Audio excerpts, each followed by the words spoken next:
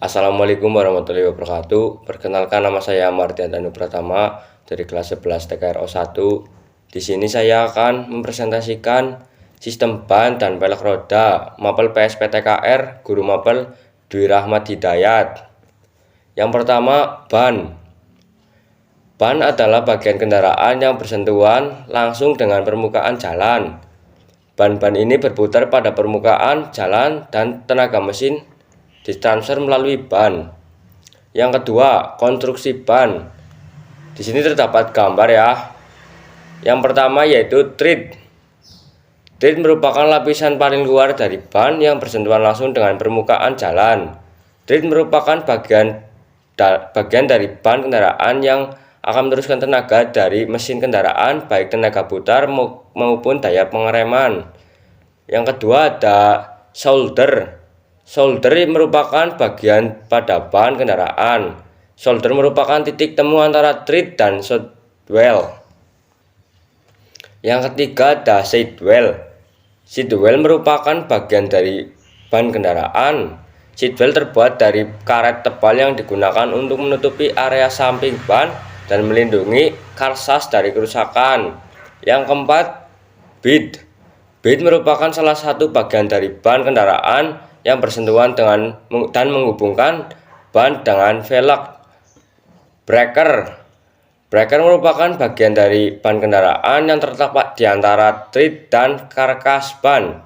Fungsi breaker adalah untuk menambah daya rekat antara tread dan karkas serta untuk meredam kejutan akibat permukaan jalan yang terjadi pada karkas.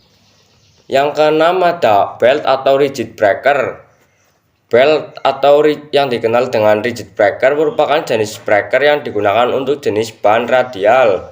Yang ketujuh ada karkas. Karkas merupakan bagian dari ban kendaraan yang berfungsi sebagai casing. Yang kedelapan ada inner liner dan inner tube.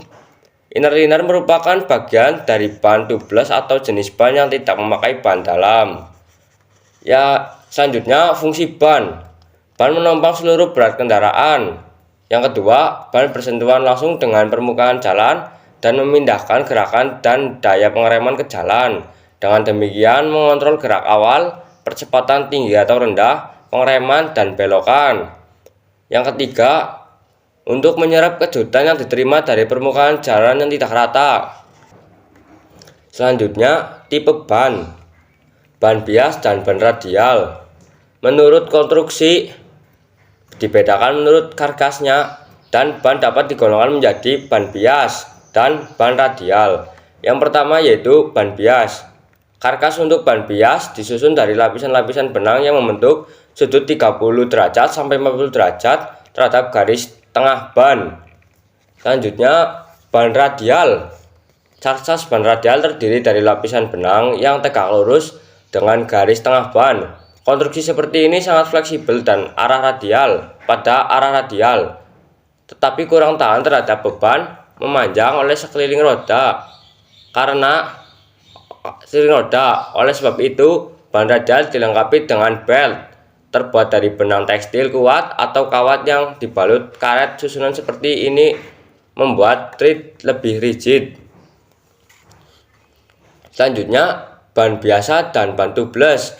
Yang pertama, ban biasa dengan ban dalam.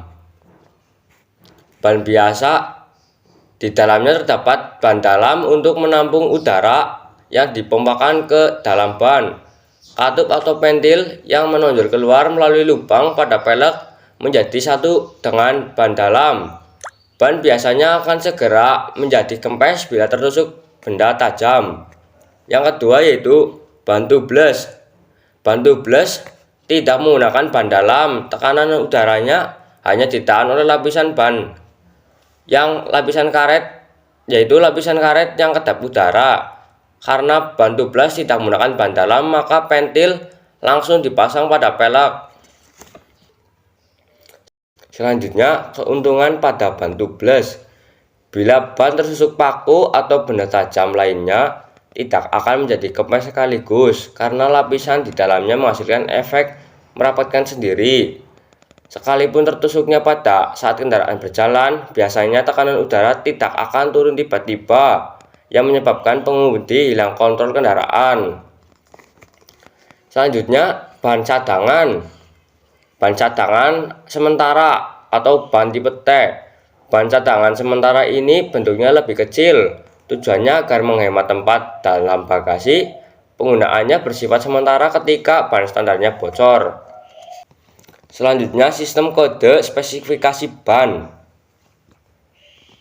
Pada seatbelt ban biasanya terdapat kode yang menunjukkan lebar ban, diameter pelek, dan ply rating. Untuk ban kecepatan tinggi terdapat kode tambahan misalnya H, S, dan seterusnya. Pada ban radial terdapat huruf R. Di antaranya ada pula yang mencantumkan aspek rasio.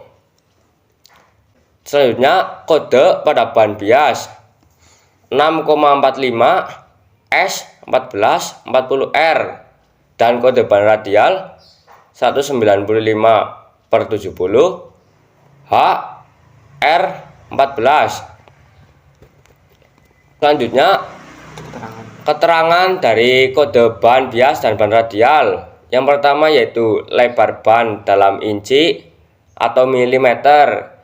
Yang kedua yaitu kecepatan maksimum yang diizinkan. Yang ketiga yaitu diameter pelek dalam inci. Yang keempat, kapasitas maksimum membawa beban dalam satuan ply rating. Kekuatan ban A4PR sama dengan kekuatan ban yang menggunakan 4 lapis benang katun. Yang kelima yaitu aspek rasio atau tinggi atau lebar ban dalam persen.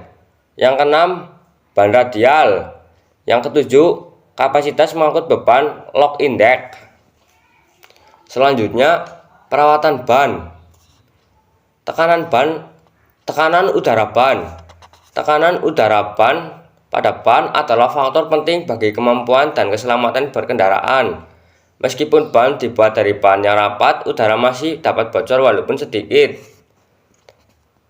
Akibat tekanan udara ban yang berlebihan. Tekanan udara ban yang berlebihan dari yang ditentukan dapat mengakibatkan problema seperti berikut. A. Bidang gesek tread menjadi berkurang dan menurunkan kemampuan pengereman dan stabilitas pengendaraan. B. Kenyamanan berkendaraan berkurang. C. Bagian tengah tread aus lebih cepat. D. Lapisan benang ban terlalu tegang dan mudah rusak karena adanya tumbukan dari luar. E. Lapisan karet tread mudah terkelupas karena panas gesekan yang terkonsentrasi dengan bagian tengah tread. Nomor selanjutnya, tekanan udara ban yang kurang. Tekanan udara ban yang kurang dapat menyebabkan A. Gesekan ban dengan jalan bertambah sehingga menyerap tenaga dan menghabiskan bahan bakar lebih banyak. B. Kemudi bertambah berat. C. Tepi ban aus lebih cepat. D. Ban menjadi terlalu lentur sehingga temperatur dalamnya bertambah. Bila tekanan udara ban rendah sekali dan kecepatan kendaraannya tinggi, ban akan dapat pecah sehingga dapat membahayakan. E. Pada kecepatan tinggi cenderung terjadi standing wave dan mengalami hydroplaning. Selanjutnya yaitu rotasi ban. Rotasi ban yaitu memindahkan posisi ban baik dari sisi kanan ke kiri pun dari depan ke belakang. Pemindahan posisi ban ini memiliki fungsi untuk menjaga agar tingkat keausan keempat ban seimbang. Dan selanjutnya yaitu pelek roda. Uraian, ban tidak dapat dipasang langsung pada kendaraan tetapi dipasang pada roda-roda, biasanya pelek Dixwell. Karena roda merupakan bagian penting yang menyangkut keselamatan pengemudi, maka harus cukup kuat untuk menahan beban vertikal dan horizontal, beban pengendaraan dan pengereman dan berbagai macam tenaga yang bertumbuh pada ban. Selanjutnya, tipe pelek roda. Pelek roda dapat dibedakan menurut metode pembuatannya dan bahannya. Ada dua tipe yang umumnya digunakan sekarang, yaitu baja press dan campuran besi tuang. Untuk pelek tipe baja press, pelek tipe ini terdiri dari rim yang dilas ke disk Disk dibuat dari lembaran baja yang dipres. Konstruksi seperti ini mudah untuk diproduksi dalam jumlah yang banyak. Pada umumnya kendaraan menggunakan tipe ini karena tahan lama dan kualitasnya merata. Dan selanjutnya tipe pelek dari bahan campuran besi tuang. Pelek ini terbuat dari bahan campuran, terutama dari aluminium atau magnesium. Pada umumnya digunakan untuk mengurangi berat dan menambah penampilan kendaraan. Selanjutnya, sistem kode spesifikasi pelek.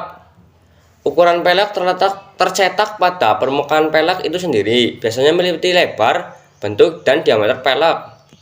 Dan berikut kode dari spesifikasi pelek, yaitu 41/2 strip J kali 13 dan juga 5.50 F kali 15 STC. Dan keterangannya yaitu 1. Lebar pelek dalam inci, 2. Bentuk flange pelek, 3. Diameter pelek dalam inci, 4. Tipe rim. Untuk mengakhiri video presentasi dari saya, terdapat tinggal dari SMK Bunda Satria, yaitu SMK bisa, SMK hebat, Bunda Satria jaya jaya jaya. TKR disiplin, komitmen, kompeten. TKR jaya jaya jaya, Bunda Satria luar biasa. Sekian, terima kasih. Mohon maaf apabila tutur kata yang salah. Terima kasih. Wassalamualaikum warahmatullahi wabarakatuh.